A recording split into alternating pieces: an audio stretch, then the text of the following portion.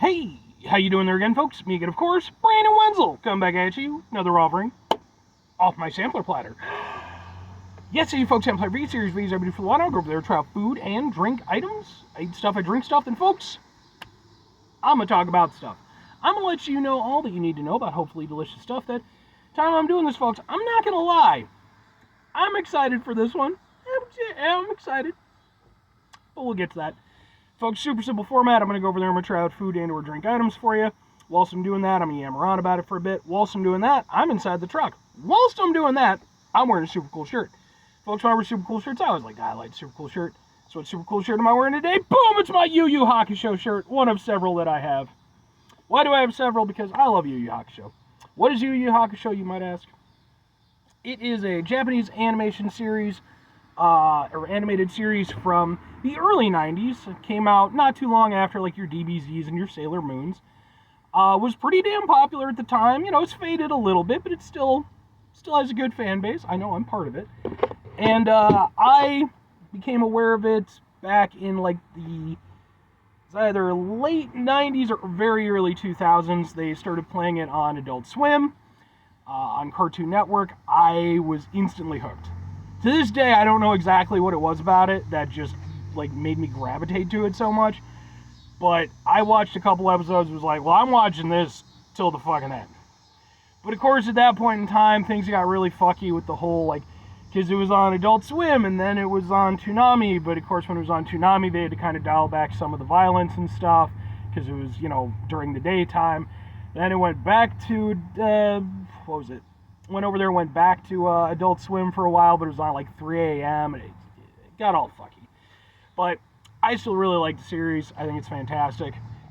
It's not going to be for everybody, but it's for me.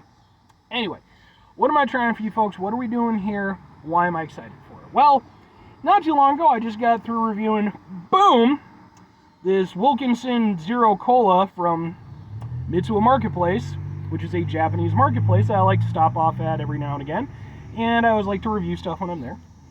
Aside from having like a marketplace, they also have a food court. So, folks, we're doing, boom, it's steamy, you can't see it yet. But this is from one of their food court locations, specifically Tokyo Shokudo. And this is, open.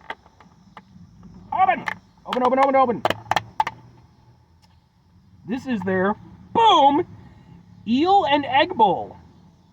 Which does not sound appetizing, but I assure you, well, to be fair, I haven't had it yet, but I'm guessing it's going to be. And let's do a little, can we do a thing to, like, make it look even sexier for the thing? Maybe? It's kind of better. So, yes, eel and egg bowl. If you've never had eel, it sounds like it's going to be grody, but I promise you it's not. I've had eel many times. I really, really like it. And when I saw that they had this on their menu, because I usually don't go to Tokyo Shokudo. I have another place that I go to, but they are closed for whatever reason, and I don't know when they're coming back. It just said until further notice, so I hit up Tokyo Shokudo, and I've had their food before. They're good. It's nothing against them or anything. I just have certain items. But I figured, screw it, man. I'll use this opportunity to go over there, do a little review. And I should mention, this video is going to end up on my Sampler Platter Local Love playlist, which is a playlist for just local spots, like places close to me that aren't like chain locations and stuff like that. And I'm going to qualify this as that. So let's mix it around, get it in with the rice and such. I'm so excited for this. I love going to Mitsuwa for their food. It's ridiculous how freaking good it is. Let's try to get a little bit of everything. Like some rice. Get some eel. Ah, looks like that.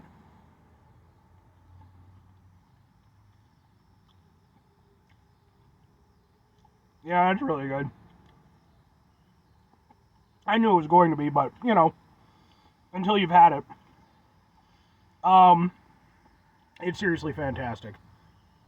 Thing with eel, like I said, it sounds like it could be prohibitive, like, you know, if you're not of an adventurous palate. But the reality is like, in terms of like the flavor and everything, like it's really not all that weird. Texture-wise is probably a thing that's maybe the most, I don't want to even call it off-putting, but maybe I guess surprising a little bit compared to other like seafood type items, because eel almost melts in your mouth. Like it's very soft, and so when you put it in your mouth, like you don't chew it really, you know, like it almost dissolves when it's prepared properly anyway. And it doesn't have like a strong fishy taste.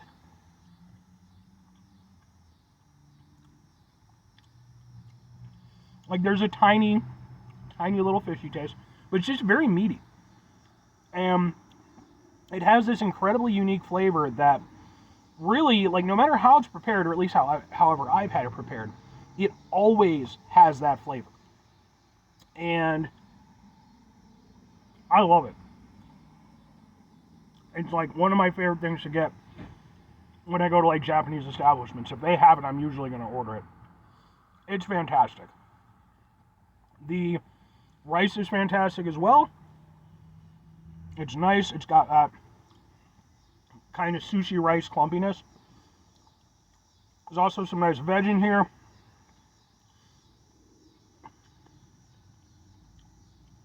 I'm guessing these are maybe like radishes, like radish slices. Those are actually really good. They give like a nice kind of nice little extra punchiness to it. And it kind of gives it some vibrancy, opens it up a little bit. Some onions. I mean, onions are onions, but, you know, onions can be good. I mean, the thing is, it's a fairly simple dish. I mean, granted, I didn't fucking make it, but, you know, it's not overly complex or anything. And then, because it's eel, it's like a fried egg done up a certain way, some veg and some rice. And it's just fantastic. The egg just gives it like this nice kind of extra savoriness to everything. But the way that they season the egg, it almost gives it sort of like a curry kind of taste to it. This is stupid good. Like, seriously, this is fantastic. Everything about it is something that I like. I love rice. It's one of my favorite things to eat. I love eel. It's not something I eat all that often, but it's something that I always really enjoy when I do. The veg is nice and fresh. Like I said, it kind of opens things up a little bit. And it's just this wonderful, grainy, sort of grainy, fishy, also meaty, kind of savory, just thing. And it's wonderful. And it's part of the reason why I really do enjoy Japanese food so much, is because, oh man, it's so good. It's because a lot of the stuff that they have, I mean, obviously they have more complex dishes too, but like a lot of it is just simple stuff. It's just using, you know, ingredients different ways, mixing things up. And it's just this wonderful, filling, super tasty, delicious, simple thing. I love it. Now all that said, 2 questions have to be asked. Would I get it again? Would I recommend it? Let's see. Yes and yes. Clearly. For myself, I would absolutely get this again. I will get this again. That's going to happen. Now, if I'm recommending it to somebody, it wouldn't be the most easy thing to get into if, like, maybe you're not familiar with Japanese cuisine, you know, but maybe you want to try it a little bit. I don't know if I'd jump in at eel. Even though I think eel is, like, for me, it's really not, like I said, it's not that prohibitive to really get into. It's actually, you know, the flavor and the taste and everything are not anything weird. It's just, you know, an unusual and unfamiliar ingredient to Western palates. But there's definitely stuff like chicken katsu and stuff like that. That would be easier to jump into. But I would say, if nothing else, don't be afraid of it. Don't look at it and be like, ew, eel. It's like, no. Give it a go. Give it a go. Especially if you're an adult. If you're an adult, you should not have that response anymore, okay? I mean, it's one thing if it's something like actually nasty, you know, it's like, okay, fair enough. But like, this is just a simple thing. But I mean, you know, I mean, I guess if nothing else, you'd have to like seafood to some extent, because it does have a little bit of a seafood aspect, but it is super good. I really like it, and I would recommend it. But anyway, 5 things before I get out of here. Have yourself a great rest of your day, spectacular rest of your week, monumental rest of your month, stupendous rest of your folks. You can go over there, have yourselves a truly eel-tastic rest of your life. Because eels are cool, man. Like, I mean, outside of being delicious, you know, they're super neat creatures and everything, and they do stuff, and they're, you know, part of the whole ecological system that we have on our planet. It's pretty cool. Final 2 things. Number 1, try to bring some positivity in the world. It's not always possible. It is, however, always appreciated. But what you do can't do all the time. I know I can't do all the time. Here's what you're going to do, folks. You're going to try not to be an asshole. Folks, not always the easiest thing in the world to not be an asshole. Trust me, okay? Folks, I'm there with you on it, okay? It is not an easy thing. You know, for me, like, today is the type of day where, like, most people, oh, man, it's a beautiful day. For me, it's the type of day where it's like, if it were 10 degrees cooler, I would be in heaven right now. But it's not, so I'm a little bit uncomfortable. I'm dealable, but it's like,